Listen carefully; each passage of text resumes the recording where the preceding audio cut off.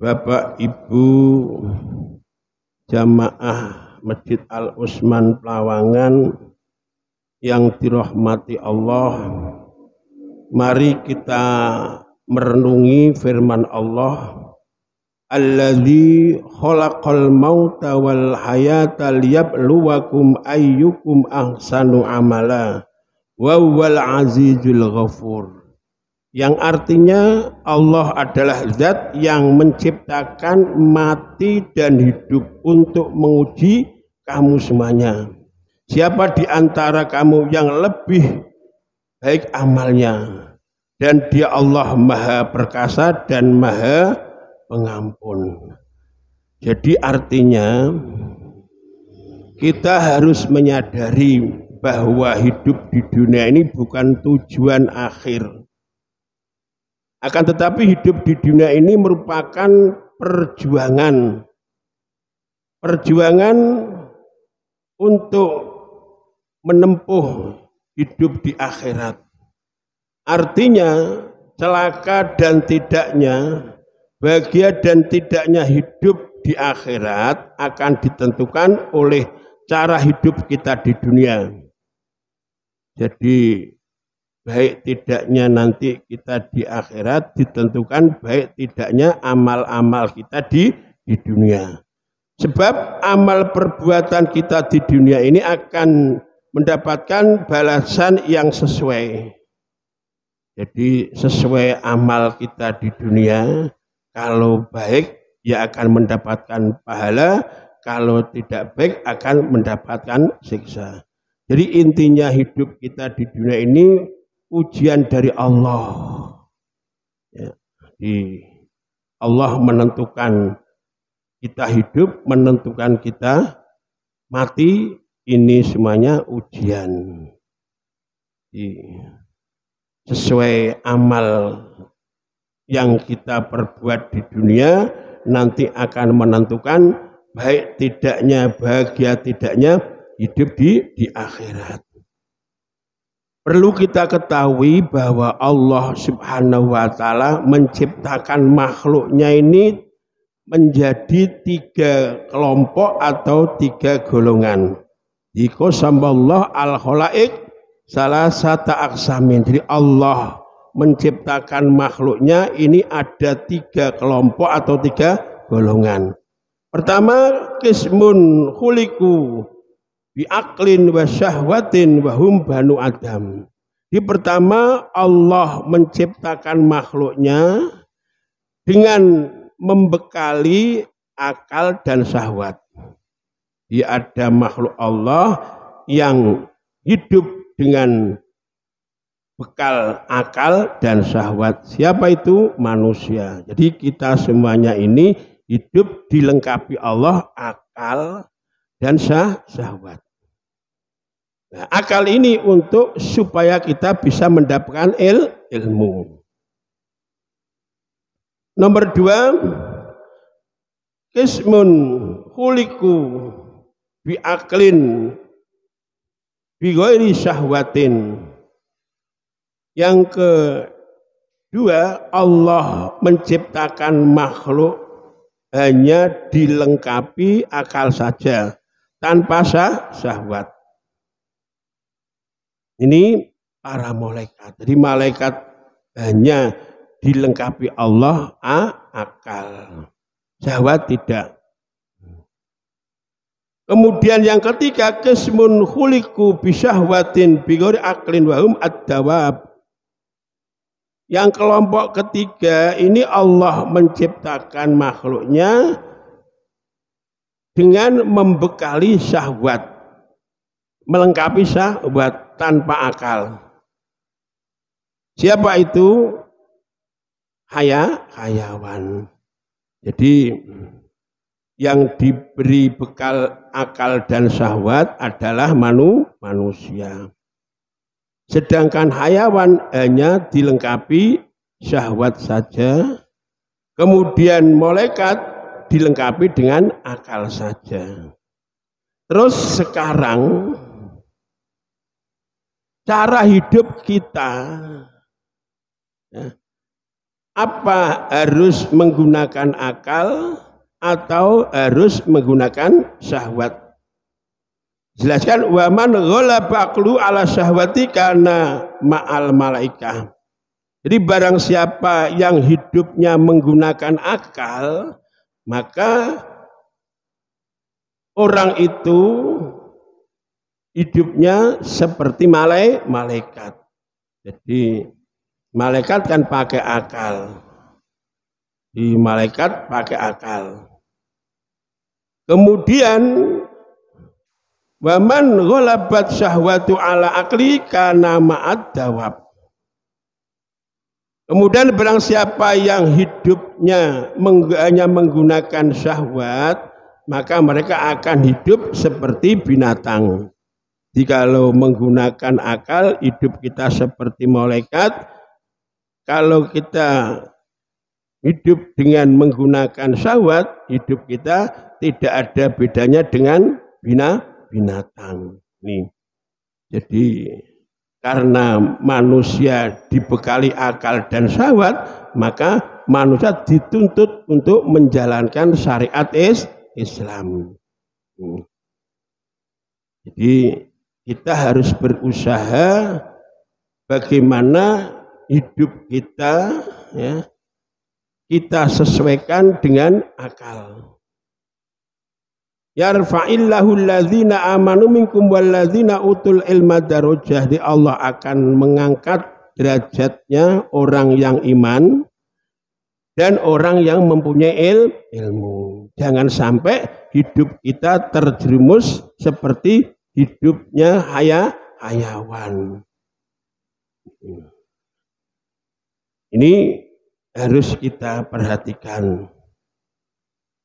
Hadis Anil Bara' bin Azib annahu sallallahu alaihi wasallam qala jaddal malaikah wajtahadu fi ta'atillah bil aqli wajaddal mu'minun min bani adam ala qadri uqulhim fa'maluhum bi ta'atillah azza wajal aw faruhum aqlan. Jadi dengan akal malaikat sangat memperhatikan dan bersungguh-sungguh di dalam taat. Ini malaikat. Jadi malaikat hidupnya hanya taat kepada Allah. Allah tidak pernah maksiat. Ini. Dan orang mukmin giat ibadah dan taat kepada Allah itu tergantung akalnya. Akal ilmunya.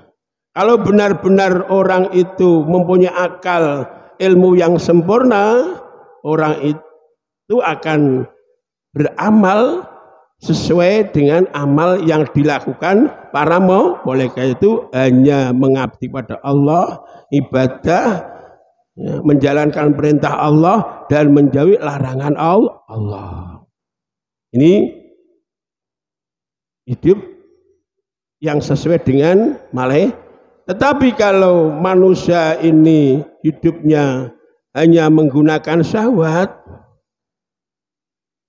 ini hidupnya seperti hayawan, maksiat dengan Allah, malas untuk menjalankan perintah Allah, senang untuk melanggar atau menjalankan larangan Allah. Jadi kita usahakan hidup kita seperti apa yang dilakukan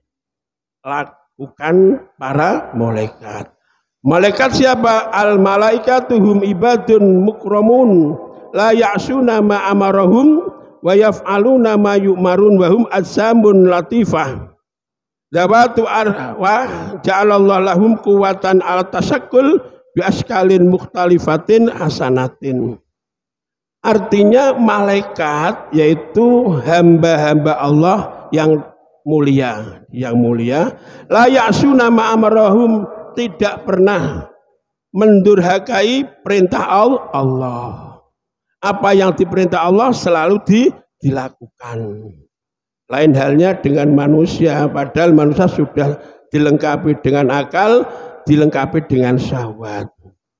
Ya, banyak maksiatnya kepada Allah, ya, dengan menjalankan atau mengerjakan larangan-larangan Allah.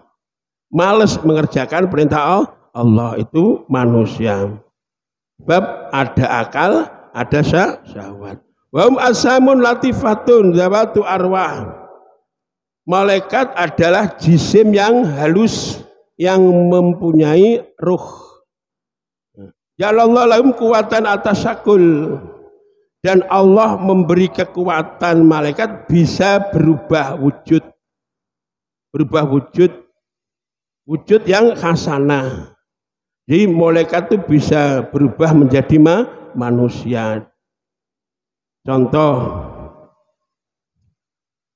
pada waktu malaikat Jibril mendatangi Rasulullah dan para sahabat, malaikat Jibril berubah wujud menjadi seorang laki-laki. Ini diterangkan dalam hadis, ya, hadis Umar, ya. Ini menjelaskan an Umar radhiyallahu anhu qala bainama nahnu julusun inda Rasulullah zata yaumin ittala alaina rajulun syadidu bayadhi thiyab syadidu sawadi sya'ar la yura alai asarus safar wala ya'rifu minna ahadun wa qala ya Muhammad akhbirni anil Islam qala Rasul al-Islam antasyhada an la ilaha illallah wa anna Muhammad Rasulullah. Jadi pada waktu Rasulullah bersama para sahabat ini ada lelaki yang datang. Ini malaikat Jibril, ya. Menjadi seorang laki-laki yang berpakaian serba putih, rambut hitam. Langsung duduk berhadapan dengan Rasulullah SAW. Semua sahabat nggak tahu dari mana datangnya, dan tidak kenal siapa itu. Kemudian Jibril, ya Rasul, akhbirni anil Islam. Rasul, jelaskanlah tentang Islam. Ini intinya malaikat Jibril tanya kepada Rasul, akhbirni anil Islam, akhbirni anil iman, akhbirni anil ihsan. Ini semuanya mengajari sahabat. Ya. Maka setelah selesai malaikat Jibril tanya tentang ihsan, kemudian malaikat Jibril pergi, Rasul tanya, siapa tadi lelaki yang datang? Para sahabat tidak tahu. Kemudian Rasul jawab, itu Jibril mengajari pada kita tentang agama. Ini di malaikat Jibril berubah menjadi laki-laki yang berpakaian putih, rambut hitam, mendatangi Rasulullah, tanya kepada Rasul tentang Islam.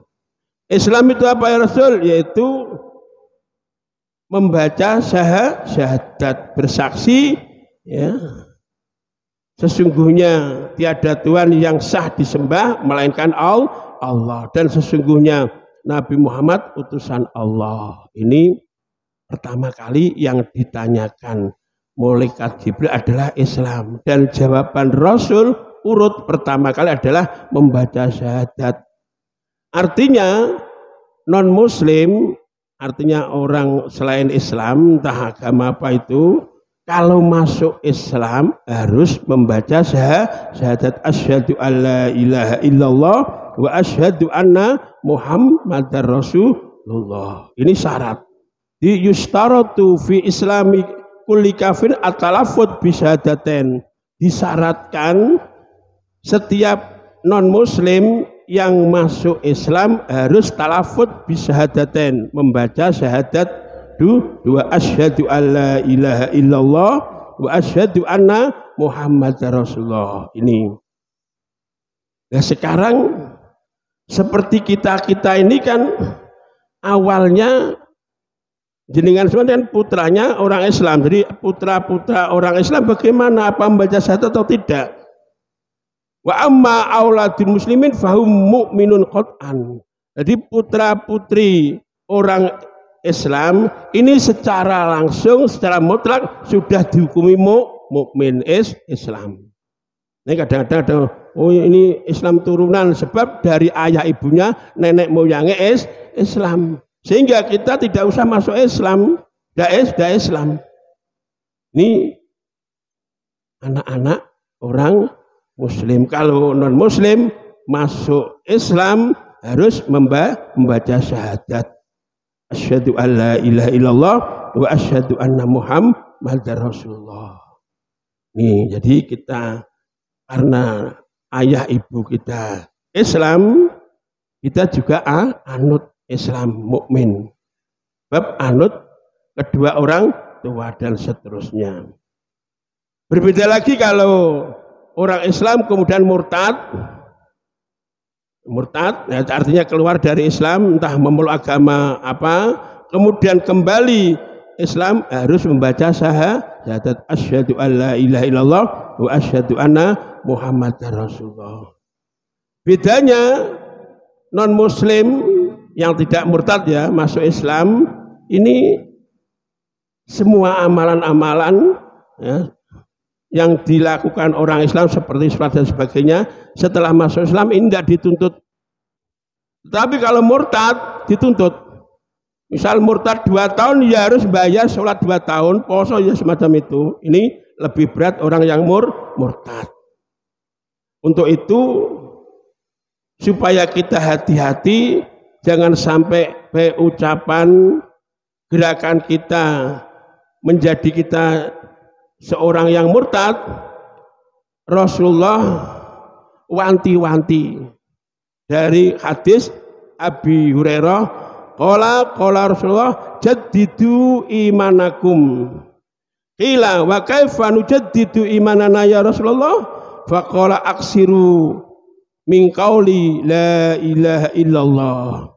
Rasulullah dawuh jaddidu imanakum. Perbaruilah iman kalian. Di imanin jenengan semua disuruh untuk memperbarui. Ditanya qila wa kaifa nujaddidu imanana? Ya Rasul, bagaimana cara kita memperbarui iman kita? Faqala aksiru min qauli la ilallah. Perbanyak membaca la ilaha illallah. Jadi kita dianjurkan Rasulullah supaya memperbanyak la ilaha illallah. Sebab apa Rasulullah menganjurkan kita untuk memperbanyak kalimah tauhid la ilaha illallah?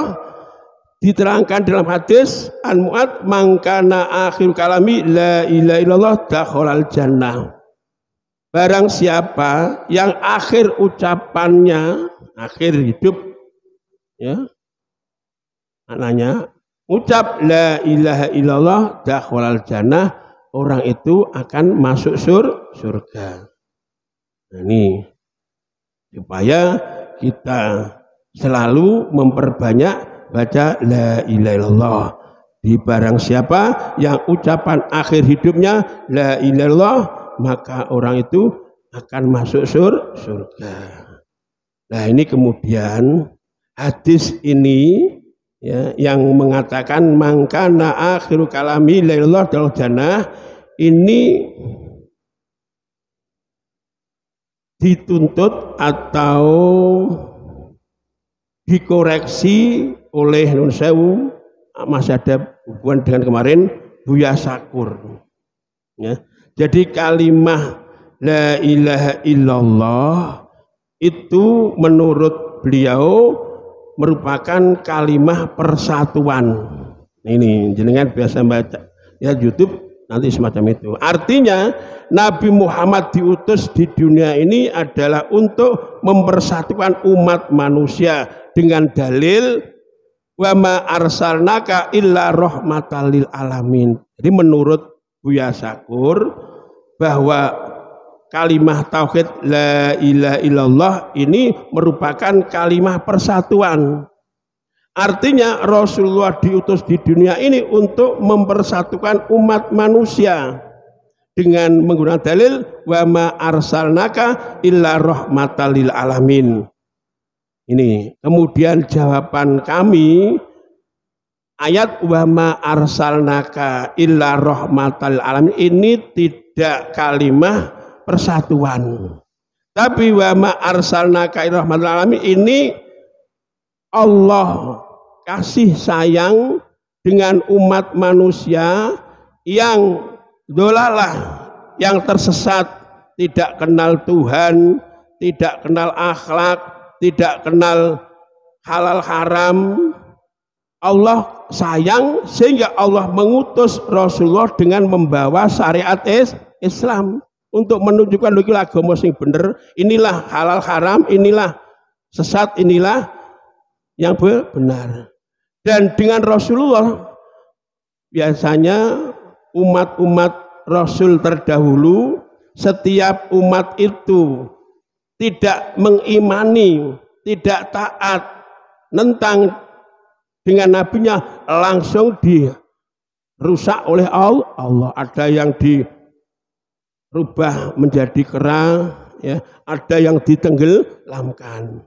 Maka dengan rahmat Allah ini artinya wa ma arsalnaka illa rahmatal alamin, wa ma arsalnaka ya Muhammad bisyara'i Muhammad, saya tidak mengutus kamu dengan membawa syariat Islam illa li ajli rahmatina lil alamin, kecuali ini sebagai bentuk kasih sayang kita terhadap umat manusia qatibatan secara menyeluruh, fiddin wa dunia, baik urusan dunia dan urusan agama. Tadi urusan agama Bapak-bapak, fa'inan nasa fi dholalatin wa khiyaratin, pada saat itu umat manusia di dalam keadaan dholalah, tersesat. Maka karena tersesat, fa ba'atsallahu sayyidana Muhammad, terus Allah Ta'ala ngutus Nabi Muhammad.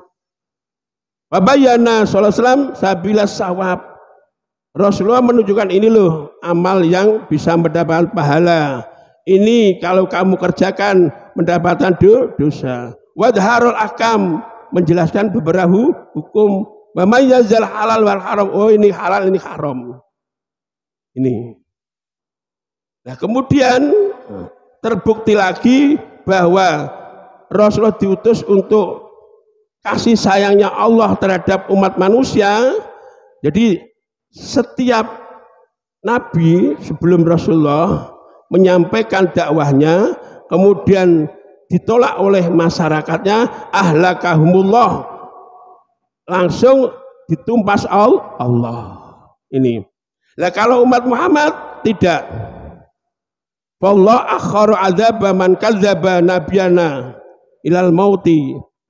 Kalau umat Nabi Muhammad nentang, bahkan sekarang banyak yang menghujat Allah, menghujat Nabi Muhammad, Allah membiarkan hidup. Kapan dibalas? Sampai mati. Atau mungkin orang itu mendapatkan hidayah.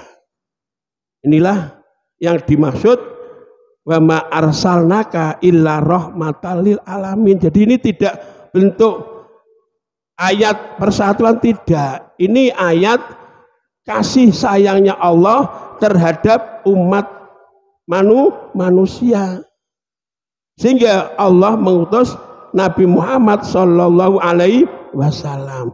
Kalau ayat yang menerangkan persatuan ini, ya ayyuhan nasu inna khalaqnakum min dzakarin wa untha wa ja'alnakum syu'uban wa qabaila lita'arafu inna akramakum indallahi atqakum innallaha alimun khabir.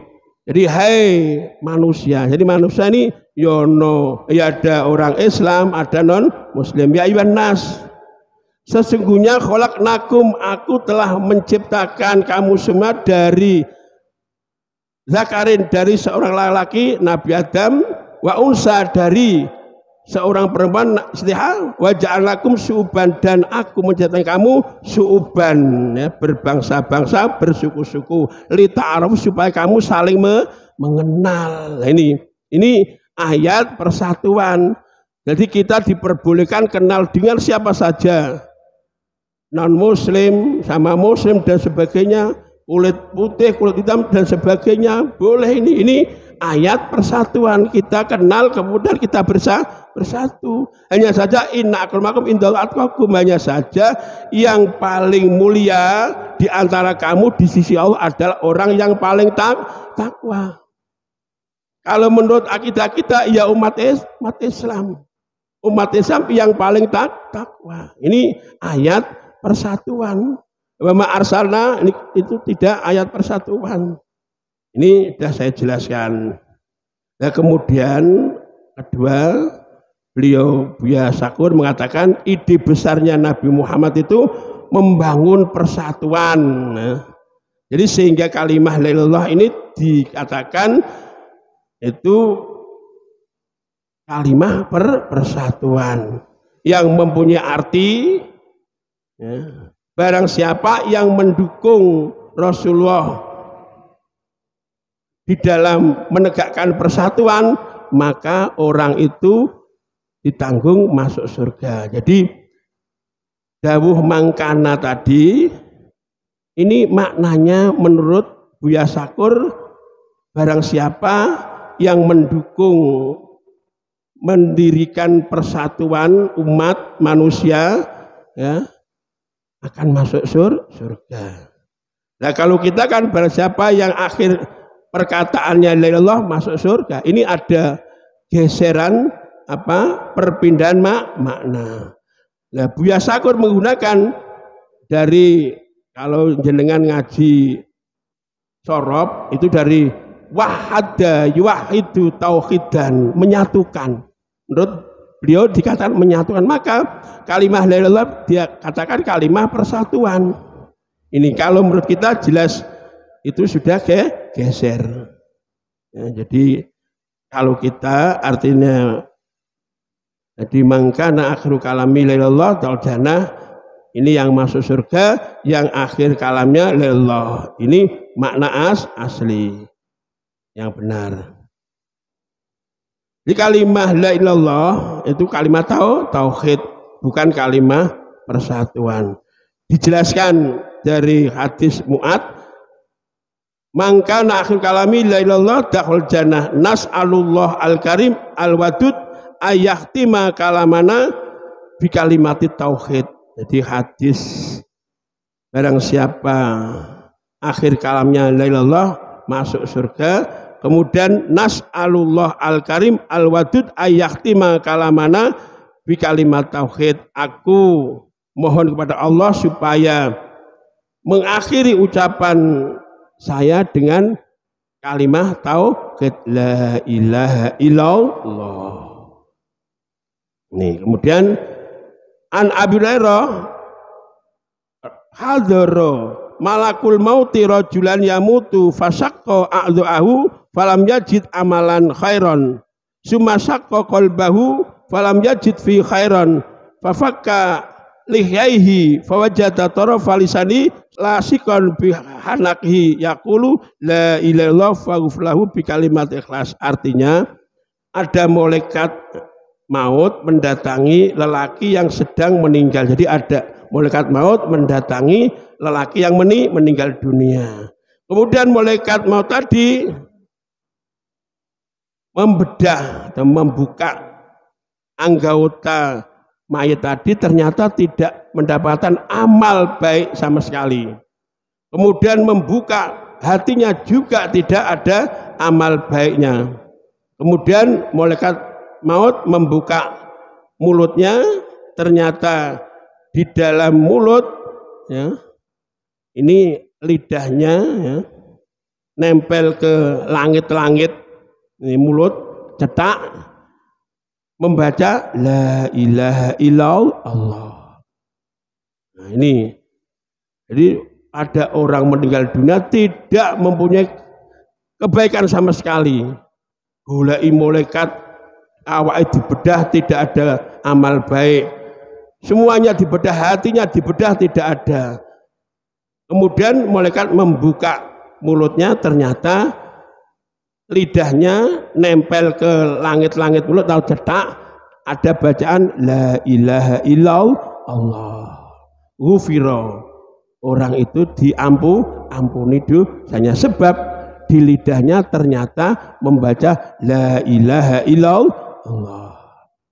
Maka dengan hati-hatinya Rasulullah dawuh lakinu mautakum la ilallah. Talkinlah orang-orang yang sedang atau menghadapi maut dengan la ilallah. Jadi dianjurkan kita semua kalau ada orang yang akan meninggal dunia sakaratul maut supaya jenengan talkin la ilaha illallah dengan harapan mudah-mudahan akhir hidup orang yang jenengan talkin Allah ini benar-benar membaca la ilaha illallah dakhalal jannah. Ya, mudah-mudahan kita semuanya diberi kemudahan Allah, selalu ingat pada Allah dengan zikir kalimat tauhid la ilaha illallah. Harapan kita mati husnul khotimah. Assalamualaikum warahmatullahi wabarakatuh.